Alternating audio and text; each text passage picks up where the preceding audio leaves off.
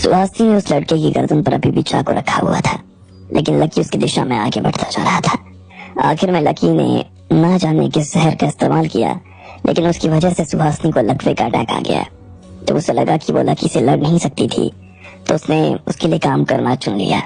उसके बाद जब लकी घर आया और सो रहा था, तो उसे पता चला कि राधिका की किसी दोस्त की तबीयत खराब थी और वो चाहती थी कि लकी उसका इलाज करने के लिए आए। ऐसे में लकी उससे मिलने चला गया। ये शहर का काफी बड़ा हॉस्पिटल था और यहाँ पर सिर्फ बड़े लोग ही भर्ती होने के लिए आते थे। छोटे लोगों के लिए यहाँ कोई जगह नहीं थी। यहाँ पर दरवाजा खोलने के लिए 2 गार्ड्स को खड़ा किया हुआ था। वो किसी को भी वहां आने से पहले उसकी तलाशी लिया करते। राधिका लकी को लेने के लिए बाहर आ गई। जैसे ही लकी वहां आया तो राधिका उसे अपने साथ में अंदर ले आई। वो देखने में हॉस्पिटल कम और होटल ज्यादा लग रहा था।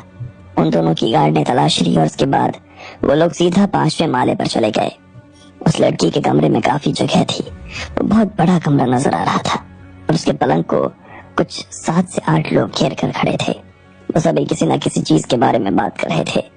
वो लड़की जो वहां बिस्तर पर बैठी थी, उसका चेहरा काफी साफ और भोला सा नजर आ रहा था। वो देखने में बहुत ही सुंदर थी, लेकिन फिर भी उसके चेहरे का रंग हल्का सा पीला पड़ गया था। जब उसने राधिका को अपने पास में आते हुए देखा, तब जाकर उसके चेहरे पर थोड़ी सी मुस्कान नजर आई। वहां उसके पास में एक लंबा चौड़ा सा आदमी खड़ा था। उसे देखकर ऐसा लग रहा था जैसे वो किसी आर्मी का जवान था। ये शमशीर अंकल है, ये उनकी बेटी है जिया। जिया मेरे साथ में मेरे कमरे में रहती है। अंकल ये लकी है। राधिका ने शमशीर और जिया को लकी से मिलवाते हुए कहा। उसके पास में वहां का डॉक्टर और राधिका के साथ पढ़ने वाली कुछ और लड़कियां खड़ी हुई थी। राधिका ने उन सभी को लकी से मिलवा दिया। ठीक है, लकी ने कहा और फिर उस जिया नाम की लड़की की तरफ देखने लगा। उसके चेहरे पर खून के बहाव के निशान नजर नहीं आ रहे थे और उसके होठ भी बैंगनी हो गए थे। उसे देखकर ऐसा लग रहा था कि उसका शरीर बहुत ज्यादा अच्छी हालत में नहीं था। इसके अलावा उसके पूरे बदन पर सूजन भी आई हुई थी, लेकिन लकी के लिए उसे ठीक करना कोई बड़ी बात नहीं थी। लेकिन एक चीज थी जिसकी वजह से लकी के होश उड़े हुए थे। जैसे ही उसने वहां खड़े हुए सभी लोगों से मुलाकात की, तो उसके बाद वो कमरे को देखने लगा। ना जाने क्यों, लेकिन उसे उस कमरे को देखकर ऐसा लग रहा था जैसे कमरे की वजह से जिया का सोने का मन कर रहा था। ये तुम्हारा बॉयफ्रेंड है क्या? शमशीर ने लकी की तरफ देखकर राधिका से पूछा। हाँ, राधिका ने कहा। अपनी दोस्त के पिता से बात करने पर राधिका के गाल हल्के से लाल हो गए थे, लेकिन शमशीर के चेहरे पर जैसे बरस जमी हुई थी। ना वो हंस रहा था, ना उसे गुस्सा आ रहा था और ना ही उसे कोई तकलीफ हो रही थी। उसको पहली बार देखने में तो ऐसा लग रहा था जैसे वो कोई बहुत कड़क मिजाज आदमी था, लेकिन फिलहाल वो बहुत ही शांति से बात कर रहा था। हेलो लकी, तुम्हें यहाँ इस तरह से परेशान करके बुलाया, सबसे पहले तो मैं उसके लिए माफी चाहता हूँ। अरे नहीं अंकल, कोई दिक्कत वाली बात नहीं है। मैंने सुना है कि राधिका को अभी कुछ वक्त पहले बहुत ही जानलेवा बीमारी हो गई थी। डॉक्टर्स ने जब हाथ खड़े कर दिए तो उसके बाद उसे ठीक तुमने किया था। मेरी बेटी को भी शायद ऐसी कोई बीमारी हो गई है और उसे बचाना बहुत मुश्किल होता जा रहा है। इसलिए मैं जितने भी लोगों को जानता हूँ जो कि ये काम कर सकते हैं, मैं उन सब लोगों को बुलाता चाह रहा हूँ। मुझे उम्मीद है कि तुम मेरी बेटी को ठीक करने में मेरी मदद कर सकते हो। शमशीर ने कहा।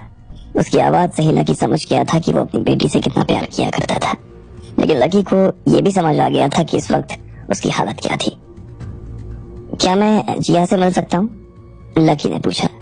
वो अभी जितना हो सकता था उतना वक्त बचा लेना चाहता था। हाँ हाँ, क्यों नहीं। तुरंत ही शमशीर ने उसके लिए रास्ता छोड़ते हुए कहा। लकी जिया के पास में आकर खड़ा हो गया। उसके शरीर में कोई बदलाव हो रहा था। वो उसे बहुत ध्यान से देख रहा था।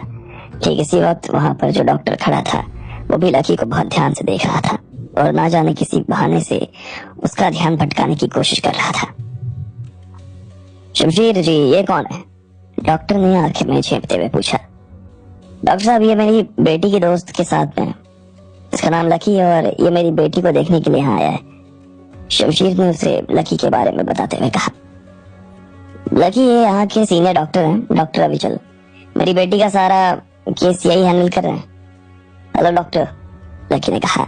लेकिन जैसे ही अविचल ने शमशीर के मुंह से लकी का नाम सुना तो हैरान हो गया। उसे पता नहीं क्यों ये याद आ रहा था कि उसने ये नाम पहले कभी नहीं सुना था, लेकिन जब साथ में उसने ये सुना कि वो यहाँ पर जिया को देखने के लिए आया था, तो फिर उसके चेहरे के भाव बदल गए।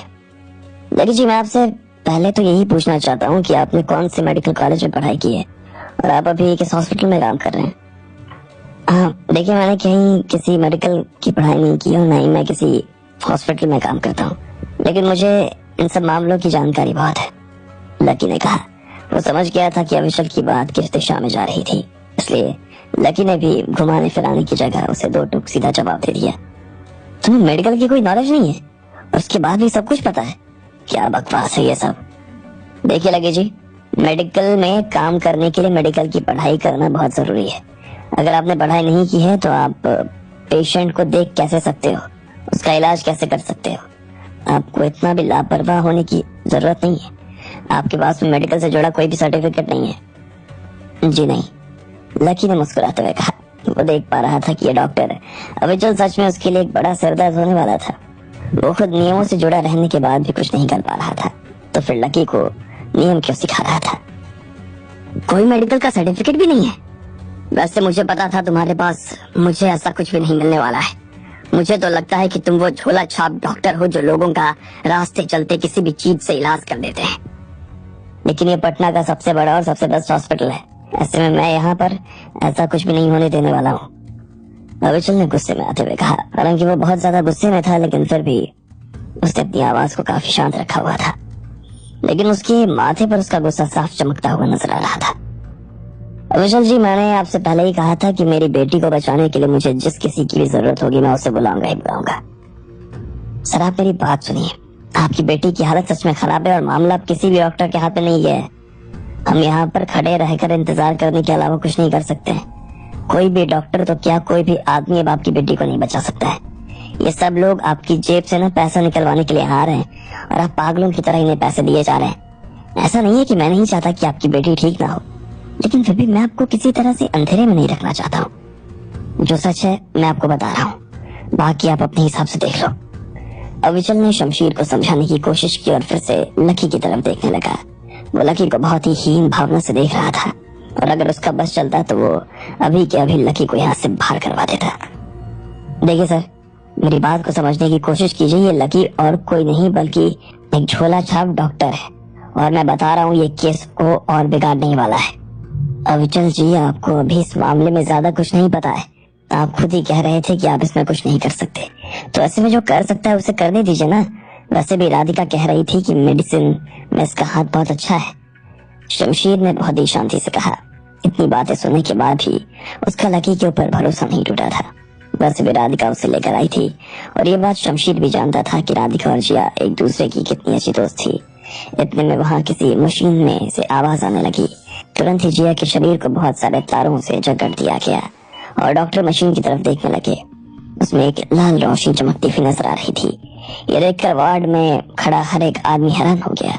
कुछ लोग तो अपने आप को चिल्लाने से नहीं रोक पाए और जिया के पास में आकर बोले, जिया तुम ठीक हो? तुम्हें क्या हुआ जिया?